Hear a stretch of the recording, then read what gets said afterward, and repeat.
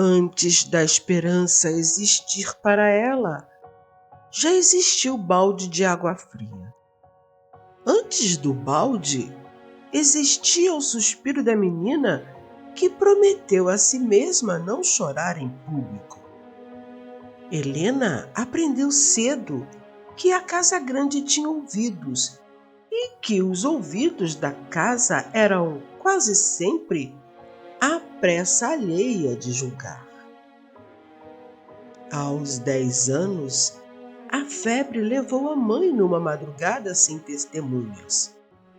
Restou-lhe o cheiro de hortelã das compressas e uma canção mordida no meio. Filha, o mar é um livro que a gente lê com os olhos fechados.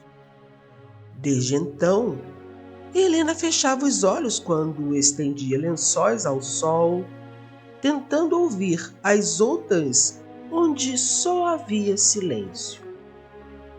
A água rachava os dedos, mas talvez o que mais rachasse fossem as palavras que nunca podia dizer. A senhora Dumas, governanta, repetia que criadas bonitas causavam problemas. E Helena nem sabia se era bonita. Sabia dos joelhos, sabia da pele que ardia no inverno, sabia dos dedos que costuravam botões perdidos, como quem prende um fio de dignidade antes que ele escape para sempre. Acordava antes do primeiro galo por dentro e por fora. Por fora, os passos leves para não acordar a casa. Por dentro, uma espécie de vigília. Não esqueça quem você é. Não esqueça que a fome ensina, mas não define. No quintal, os carvalhos pendiam como gigantes cansados. O pátio cheirava a cinza e capim molhado, e o chão de pedra guardava segredos de passos anteriores, gente que passara a ficar só como ruído, nunca como lembrança. Foi numa manhã de vento que ela pensou no mar mais uma vez. O vento bateu nas roupas e, por instante, os lençóis brancos pareceram velas de navio. Helena sorriu, mas guardou o sorriso no bolso do avental. Sorrisos eram coisas íntimas, como cartas nunca enviadas. Quando entrou no salão para recolher flores murchas, o rumor se espalhou como porta batida. O conde tinha retornado. As flores mortas foram, naquele instante, um presságio manso. Flores morrem para que outras flores nasçam.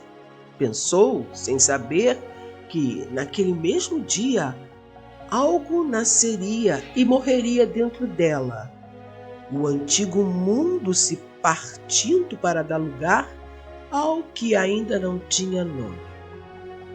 A porta principal, alta como um juízo, se abriu num golpe sóbrio. Criados apressados, o mordomo tentando parecer maior do que o susto, o brilho respeitoso nas pratas polidas às pressas. Helena ficou um passo atrás da própria sombra, como sempre. E, no entanto, não havia como esconder o que os olhos revelam sem pedir licença.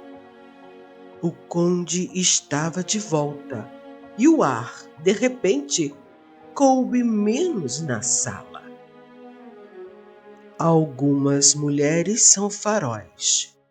Mesmo no nevoeiro mais denso, insistem em acender. Helena não sabia ainda que essa frase a perseguiria. Só sentiu a pontada de um destino que muda de direção no exato momento em que estava ocupada lavando o chão.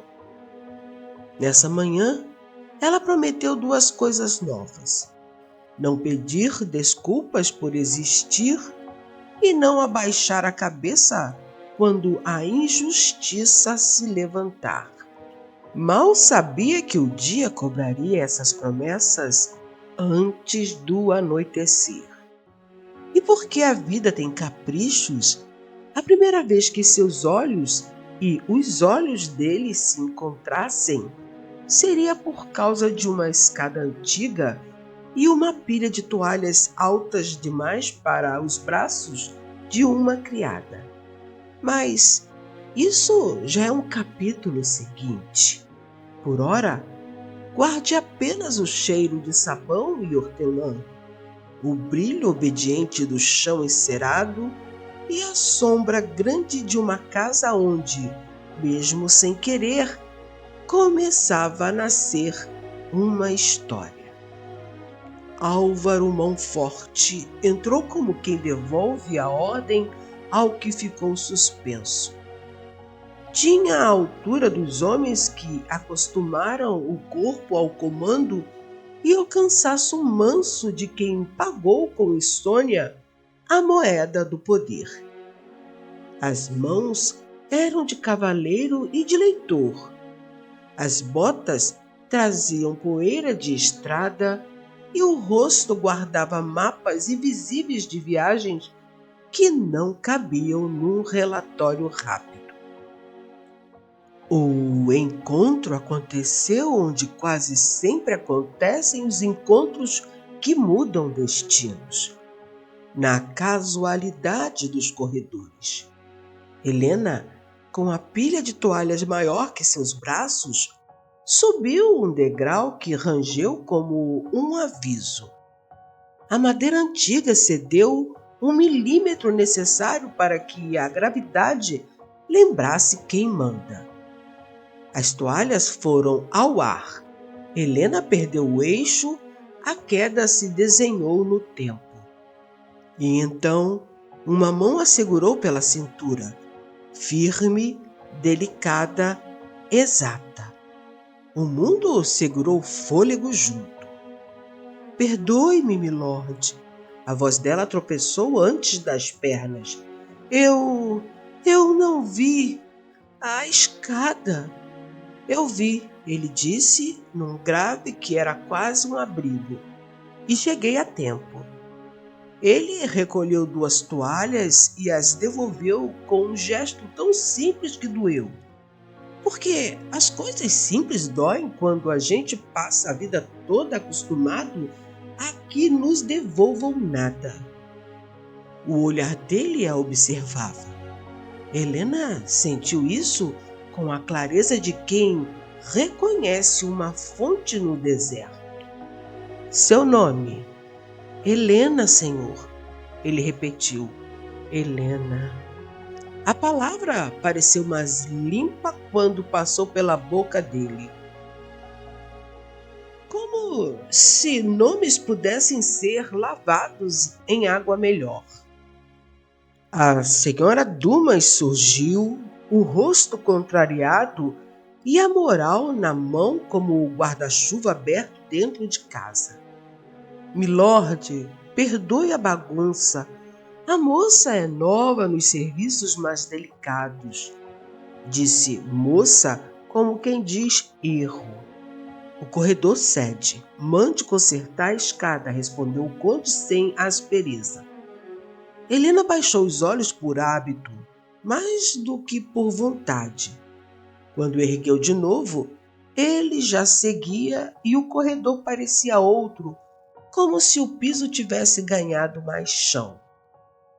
Helena se recordou do que sua mãe lhe disse.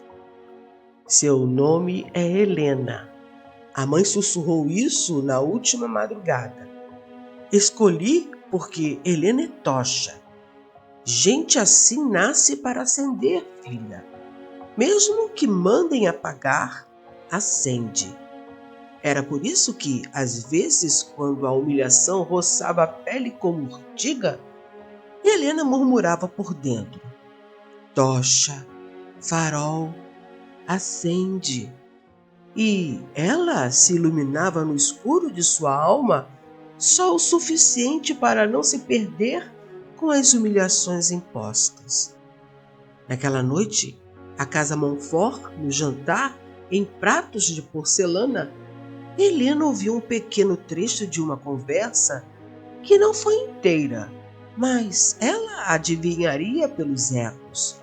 Negócios no porto, um contrato que interessava a família, convites de caça, o rumor gentil de quem diz sem dizer que o conde precisava se casar. A prima Amélia, recém-instalada como visita longa, tinha talento para dar à intriga o perfume das flores. Adorava falar de boas alianças e mulheres adequadas. Helena recolheu as taças e mediu respeitos. Ao passar perto da cabeceira, sentiu, sem olhar, que os olhos dele a percebiam no campo imenso do olhar. Não era cobiça, era outra coisa. Curiosidade pura, atenção de quem reconhece um detalhe onde todos só veem serviço. Antes de dormir no quarto estreito que cheirava sabão e lenha, Helena falou com a mãe como falava nos dias difíceis. Hoje ele segurou minha cintura para impedir a queda. Não doeu. Mãe, eu não caí. Ela sabia que, mesmo a mãe não existindo mais, de onde estivesse, certamente a estaria acompanhando. E adormeceu antes de ouvir a resposta imaginada. Talvez porque, às vezes, o corpo concede ao coração o luxo de não pensar. Humilhação é um vento que se acha a frestas. Lady Amélia tinha o dom de sorrir por fora e morder por dentro. Naquela tarde, reuniu senhoras no salão grande para ouvir o pianista do vilarejo. O moço tocava como quem pede licença. Helena entrou com baldes, panos, cera. Amélia suspirou alto, apontou para o chão. Falta brilho. Sim, milady. Ajoelhou-se. O pano girou no mesmo movimento de sempre. Circular, paciente, um rosário de cera. As senhoras conversavam sobre chapéus, o tempo, os favores do conde. Alguém riu. Riram outras vezes. A risada de cima desce como chuva fria. Enquanto alisava o chão para obter o brilho do assoalho, recordou-se dos seus 8 anos. Uma vez, um homem da feira acusou Helena de ter encostado no cesto de laranjas. Mão leves, ele disse. A mãe se colocou na frente, o corpo magro como muralha, e falou com uma calma que partia o ar. Minha filha tem mão de lavar prato, não de roubar. O homem ergueu o queixo, jogou 2 laranjas dentro do avental de Helena e saiu. Perdeu um ponto, disse Amélia, indicando uma mancha inexistente. Ali está sem brilho. Recomece. Helena recomeçou. Dignidade tem músculos que a gente exercita no silêncio. O pano girou mais uma vez. E foi nessa curva que um par de botas parou à sua frente. O conde. O pianista errou uma nota. O mordomo mordeu a língua. Amélia brilhou de satisfação, espetáculo à vista. Amélia, disse o conde, sem elevar a voz, o piso está impecável. Se a senhora não vê mais brilho, talvez porque esteja olhando para dentro. A frase desceu na sala como lâmina que não precisa de sangue para cortar. Amélia sorriu. Era habilidosa com venenos doces. Oh, primo, apenas zelo. Pessoas certas nos lugares certos preservam a harmonia de uma casa. Quando ela disse pessoas certas, carregou a voz com desdém. Helena manteve os olhos no pano, mas algo nela se endireitou por dentro. Ele me viu, não como criada útil, como pessoa. O vento mudou naquela mesma semana. Sumiram joias do toucador de Amélia. Bastou um sussurro bem plantado para que brotasse a acusação. A governanta, que aprendia rápido onde o poder se deita, ergueu a voz firme de quem gosta de julgar. Chama Helena. Trouxeram-na. As mãos dela, sempre ocupadas, não sabiam onde ficar. As janelas altas tornaram todos pequenos, como em pinturas antigas. O salão, com suas cortinas pesadas, parecia lugar de sentenças. Amélia encostou os dedos na própria garganta, dramatizando a perda. Helena, disse a governanta, a joia desapareceu quando você arrumou os lençóis. Responda com sinceridade. Helena respirou. Lembrou-se das laranjas. Lembrou da mãe. Lembrou do corredor que cedeu. Lembrou da mão que a segurou. Se eu tivesse roubado, eu não estaria aqui, começou a voz sem tremor. A fome já me ensinou quantos caminhos existem entre a necessidade e a vergonha. Eu escolhi o que me deixa dormir. Silêncio. O tipo de silêncio que acumula espinhos. Amélia ensaiou um sorriso triste, tão falso quanto uma joia de lata. É uma pena. Seria mais fácil se confessasse. O conde preza muito a honestidade. O nome dele em sua boca soou como uma ameaça. Foi então que ele entrou, o conde. O ar se organizou em torno do corpo dele como se obedecesse a uma lei. Ouviu, observou. Não apressou nada. A pressa, na maioria das vezes, pertence aos culpados. Pediu que todos parassem.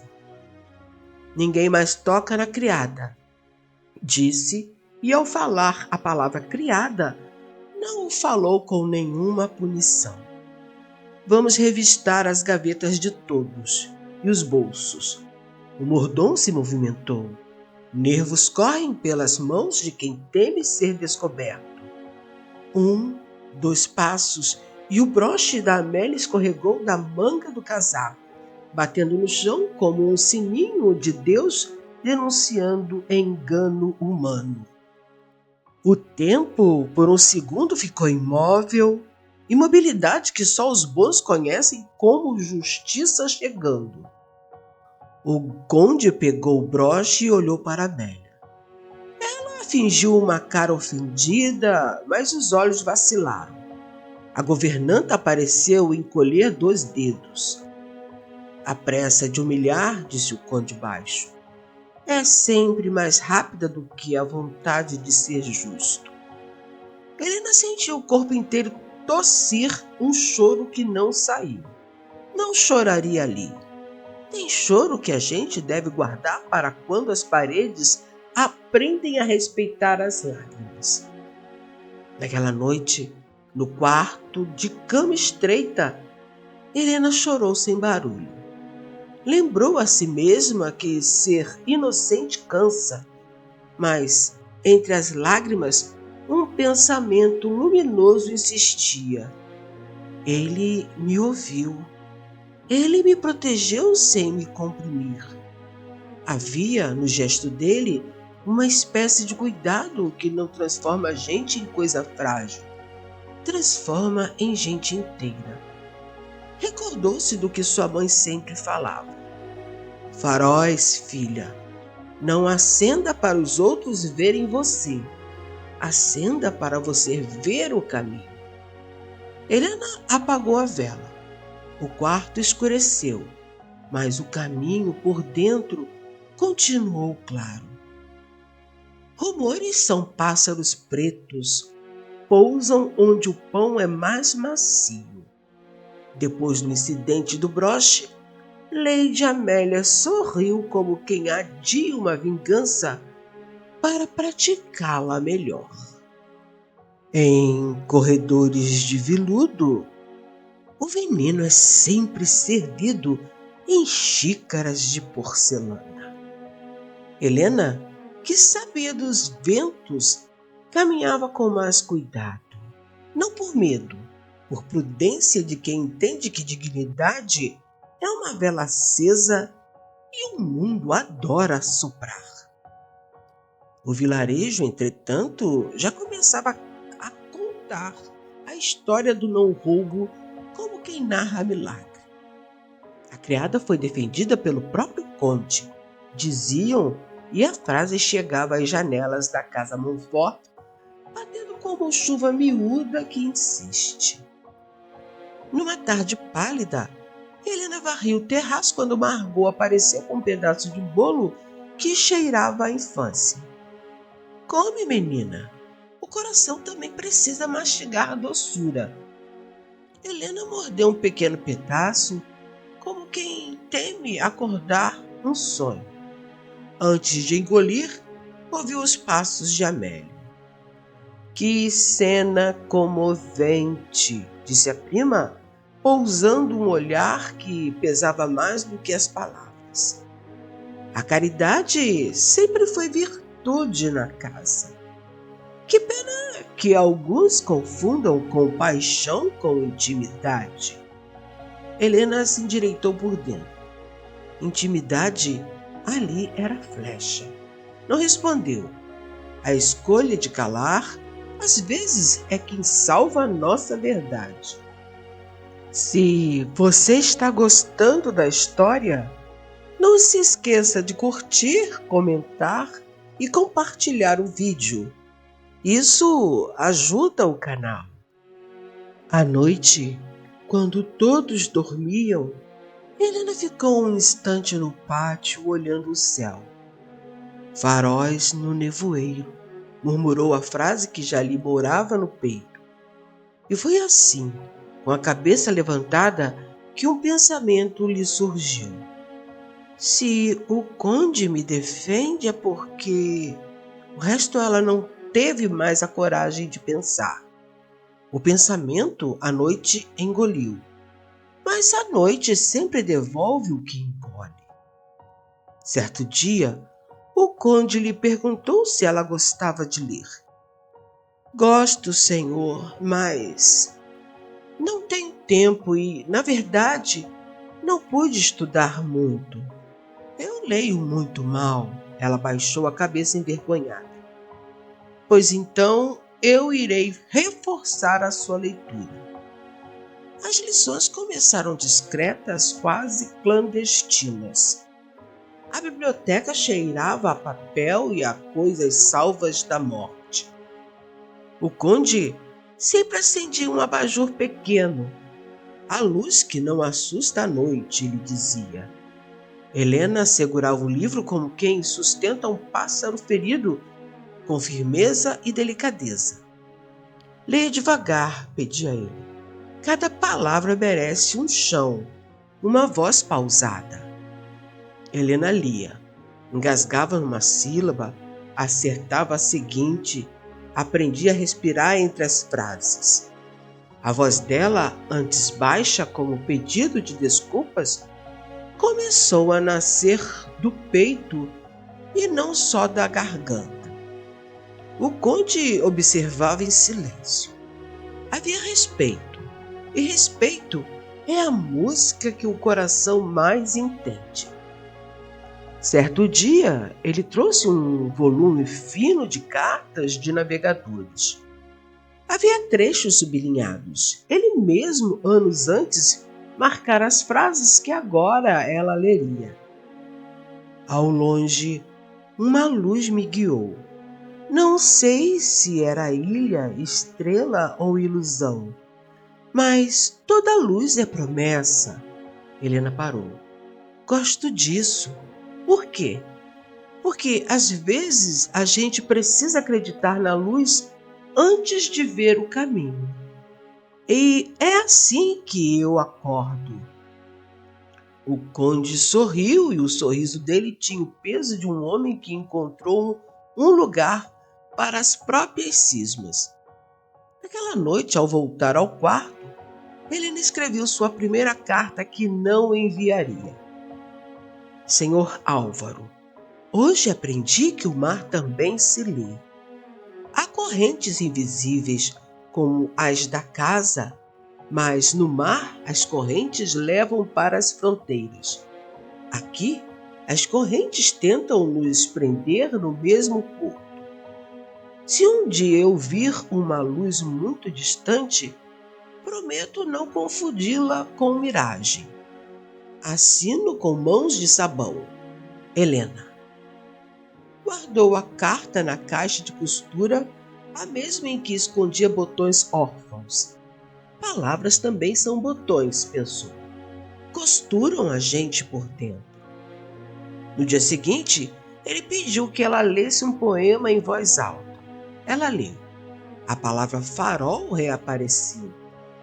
O olhar dos dois se encontrou por cima do livro, e o livro virou a ponte. A festa da colheita sempre foi o dia em que os ricos e pobres fingem dançar a mesma música. Lanternas penduradas, mesas de tortas, crianças correndo com as bochechas coradas. Na casa Montfort, a festa tinha dupla camada. Por fora, alegria. Por dentro, negociações que vestiam sorrisos. A senhora Dumas, política como só os que nunca foram amados sabem ser, cedeu. As criadas poderiam olhar de longe, sem tocar em nada, frisou. Margot surgiu com um vestido azul simples bordado com a paciência de quem ama devagar. Foi de minha filha, disse com ternura. Serve em você como se o tempo tivesse aprendido a esperar. Vestiram Helena. O espelho, que sempre lhe pareceu um juiz, dessa vez foi um amigo. Não era luxo, era beleza que não pedia desculpas. Quando Helena desceu as escadas, o salão respirou junto. O conde, que sabia a diferença entre deslumbramento e reconhecimento, sentiu o peito escuro se abrir como janela. Não dançaram. Falaram baixo, riram de coisas pequenas, partilharam silêncios que não constrangem. O senhor já viu o mar de noite? Ela perguntou, pensando na promessa da mãe. Vi. É um escuro que não ameaça. Parece um céu virado do avesso. Quero ver uma vez, só para saber como é ficar inteira no escuro. Ele a olhou como quem recebe uma confidência de altar. Amélia percebeu. Inveja usa perfume caro. Amélia se aproximou com duas senhoras e uma opinião. Que vista pitoresca, primo. Sua criada tem boa postura. Talvez a leitura tenha empinado acima do necessário. É admirável o quanto os livros endireitam o que a vida entorta, respondeu o conde. Amélia ergueu a taça. Sorriu como quem promete tempestade. E foi nessa noite que Helena aprendeu que, quando a alegria nasce entre faróis, logo aparecem mãos querendo apagar a chama. A madrugada chegou com cheiro de lenha e um estalo na ala dos fundos.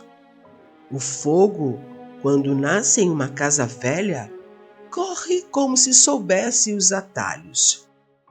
Gritos, água apressada em baldes, correria descalça. O conde assumiu o comando com a naturalidade de quem salva antes de pensar em salvar. Lise, gritou alguém, a menina do jardineiro. Helena não pensou duas vezes. Correu pelo corredor tomado de fumaça, cobriu o rosto com um avental, abriu a porta do quartinho onde Lizzie dormia e a pegou no colo. A criança pesava menos que o medo. Molhou um cobertor envolvendo as duas. Caminhou sentindo o fogo nas paredes. Atravessou. No pátio, o conde organizava fileiras de baldes, vozes em fileira, homens alinhados.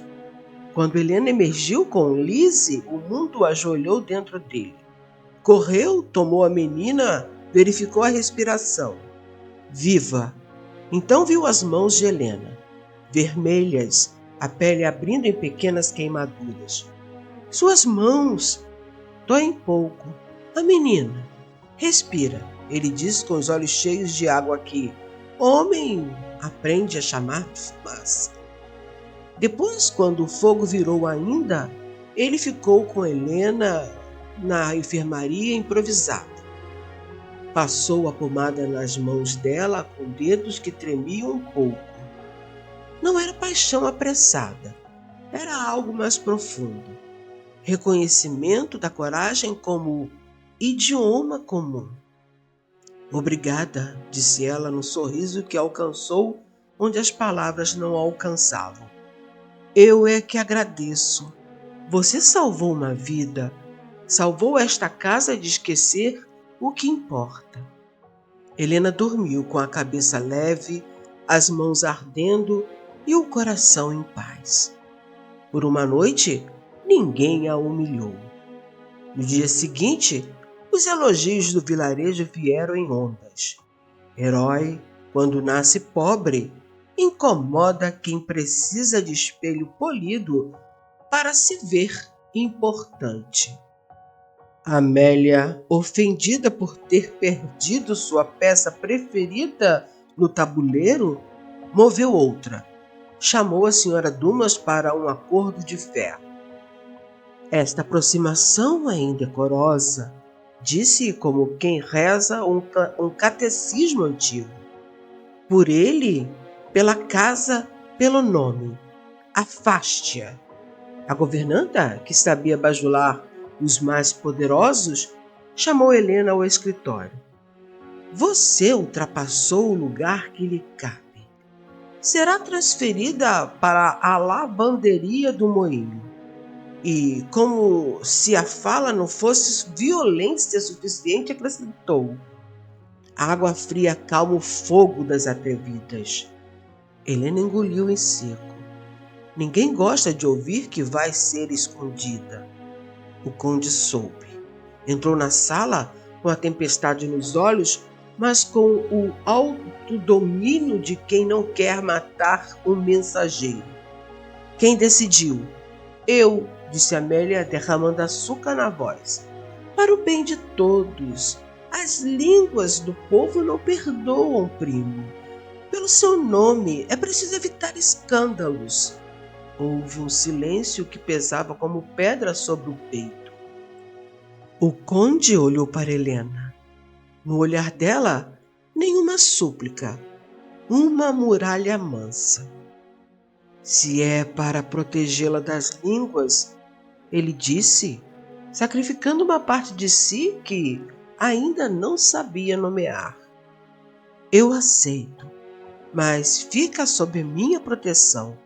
E que fique claro, um erro a mais contra ela e os títulos não bastarão para salvar ninguém. Helena partiu com 2 mudas de roupa, um livro e uma fita azul no cabelo. Ao cruzar o portão, a casa pareceu encolher atrás dela como quem tem vergonha do próprio tamanho. No caminho, o vento trouxe cheiro de rio. Faróis no nevoeiro, ela repetiu como quem acende fogo com 2 pedras úmidas. O moinho era uma barriga de pedra onde o rio mastigava o tempo. A água fria ensinava umidades. Helena lavava, torcia, pendurava, rezava com as mãos. Entre uma curva e outra do lençol, abri o livro emprestado e lia 3, 4 linhas, o suficiente para não esquecer o caminho. À noite, sob a luz magra de uma vela, escrevia cartas que não enviava. A caixa de madeira foi ganhando peso de palavras. 2 delas, guardadas do lado do coração, diziam: Senhor Álvaro, hoje uma mulher do vilarejo me contou que o fogo deixou a parede da cozinha mais bonita. Disse que a madeira marcada tem história. Minhas mãos, queimadas, também têm. Prometo que não as esconderei. Se um dia eu disser que não dói, perdoe. A dor ensina, mas eu prefiro aprender com a luz. Helena. Senhor Álvaro, a água do rio morde e cura. Penso que o senhor também aprendeu a viver entre mordidas e curas. Se um dia nos encontrarmos sem paredes no meio, quero ouvir o que a sua água diz. Helena. O inverno cresceu de dentro para fora. No solar, o conde tentou preencher os dias com números, caçadas, reuniões. Em todas as tarefas faltava uma palavra que só a presença de Helena escrevia. Às vezes, ele abria o livro das cartas náuticas e procurava aquele sublinhado antigo. Toda luz é promessa. E se pegava pensando que a maior riqueza era não falhar à promessa. Numa tarde de neve, Margot chegou ao moinho com uma cesta. Pão, sopa, chale e uma caixa de estanho. Ele pediu para te entregar. Disse com os olhos bondosos que sabem não perguntar. Dentro da caixa, um vidro de pomada para queimaduras, um lenço branco e um papel. Para você. Helena sorriu, não grande, sincero. Naquela noite, acendeu a vela, beijou o vidro como quem abençoa e escreveu outra carta que também ficou na caixa. Senhor Álvaro, é bonito quando a proteção não humilha. Obrigada por cuidar das minhas mãos sem tentar possuí-las. Um dia eu quero cuidar do que no Senhor também arde. Helena. A verdade chegou na primavera como um arrependimento do mordomo que revelou a verdade. O broche, a manga, o teatro. Amélia cairia do lugar onde se ergueu sobre mentiras e a senhora Dumas, que confundiu severidade com virtude, aprenderia que mandar sem amor é outra forma de pobreza. O conde não fez espetáculo. Reuniu os necessários, ouviu, decidiu, destituiu a governanta, pediu que Amélia partisse, que você colha todo o mal que planta. Foi tudo o que disse. Depois montou a cavalo com o coração em marcha. O caminho até o moinho foi curto e longo. Curto no mapa, longo na alma. Encontrou Helena com a barra da saia ainda molhada, as mãos fortes, o rosto sem maquiagem e sem medo. Helena, ele disse, descendo do cavalo como quem desce de si mesmo. Eu pequei por prudência. A prudência que protege o nome traiu o meu coração. Vim consertar. Ela ficou em silêncio. Silêncios carregam bússolas. Posso oferecer terras, teto, joias, mas o que quero oferecer não se compra. Lugar ao meu lado, não como favor, como reconhecimento. Eu a amo. Amo a mulher que não se vendeu para ser amada. Helena respirou. Viu a menina de mãos de sabão, a jovem ajoelhada no salão, a moça que atravessou o fogo, a leitora de faróis, a lavadeira de água fria. Viu, sobretudo, o homem que segurou sua cintura sem querer possuí-la. Mas eu não tenho nada. Tem você, ele respondeu, e a palavra você foi abrigo. Ela sorriu devagar, deu 2 passos, tocou o rosto dele com as mãos marcadas. Então me leve para um lugar onde a dignidade seja a lei. Eu aceito caminhar ao seu lado, contanto que ninguém mais me humilhe. O beijo aconteceu sem pressa. Tinha gosto de pão quente e promessa cumprida. O rio bateu palmas nas pedras. Ao longe, a casa Montfort parecia maior, não por riqueza, mas por coragem. O casamento não teve reis nem discursos compridos. Teve flores do vilarejo, o choro aberto de Margot, a risada tímida de Lise jogando pétalas, mãos dadas que sabiam o que seguravam. A casa Montfort abriu as janelas como quem devolve luz ao que estava guardado. Lady Amélia virou uma página que o vento levou. Dizem que, anos depois, aprendeu a olhar por dentro e descobriu que ali também faltava brilho. A senhora Dumas trocou o azedume por caldos quentes numa cozinha na estrada. Descobriu que servir com amor é mais nobre que mandar sem ele. À noite, na biblioteca, Helena lia. O conde, agora Álvaro para ela, ouvia com a atenção de quem sabe que o amor é o verbo que se conjuga escutando. Lê de novo aquela parte. Algumas mulheres são faróis, mesmo no nevoeiro mais denso, insistem em acender. Eles se olhavam, sabiam. Os faróis não se apagam. Eles apenas lembram ao mundo que existe um caminho quando a maré sobe. E quando, anos depois, Helena enfim viu o mar de noite, ficou em silêncio longo. O escuro não ameaçava. Era o céu virado do avesso, como ele dissera. A luz distante piscou. Não importava se era ilha, estrela ou ilusão. Toda luz é promessa. E promessas ali nunca mais seriam quebradas.